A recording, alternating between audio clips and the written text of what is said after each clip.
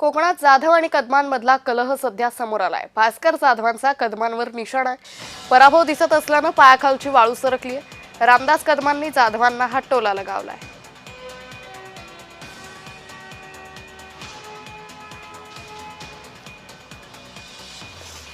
होणार आहे का नाही होणार आहे? करणार ना। लावल्या पैसा भिसा काय बरं रामदास भाईचा पैसा घेऊ नका हो। त्याच्या डोक्यावर परिणाम झालाय। येडाच आहे झाला खरं। मी इतक्या खालच्या लेवलला जाऊन बोलत नाही। सारखा तो माझ्याबद्दल बोलतोय। परवा भरणा नाक्यामध्ये गेला, तिथं माझ्यावर मी अरे तुरे करत नाही, पण मी आता त्याला अरे तुरेच करणार। करू ना का नको करू? त्याच्या पायाखालची जमीन वाळू घसरलेली आहे। गुहागर मतदारसंघात सगळ्या ठिकाणी त्याला पराभव समोर दिसतोय आणि म्हणून तो कुत्र्यासारखा भोंकायला चालू झालाय।